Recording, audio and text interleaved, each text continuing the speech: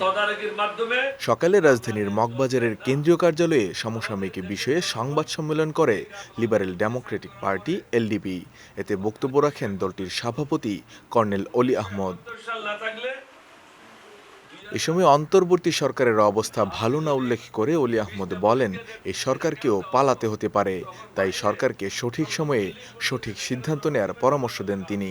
বর্তমান সরকারকেও বলবো, আপনাদের অবস্থাও ভালো না, আপনারাও সাবধান হয়ে যান, আপনাদেরকে হয়তো পলাইতে হতে পারে। সঠিক সময় সঠিক পদক্ষেপ নেন, দেশটাকে বাঁচান, দেশের জনগণকে বাঁচান। ভারতের উদ্দেশ্যে অলি বলেন, সরকারের সঙ্গে বন্ধুত্ব করে কোনো লাভ নেই।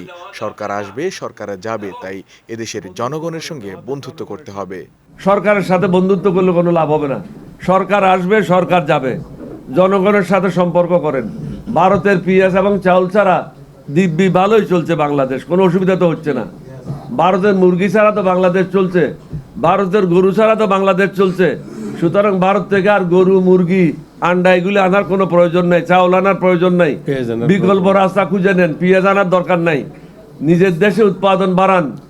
এ সময় দ্রুত জাতীয় সংসদ নির্বাচনের ব্যবস্থা না করলে অন্তর্বর্তীকালীন সরকারের বিরুদ্ধে আন্দোলনে নামা হবে বলেও হুঁশিয়ারি দেন সাবেক এই মন্ত্রী।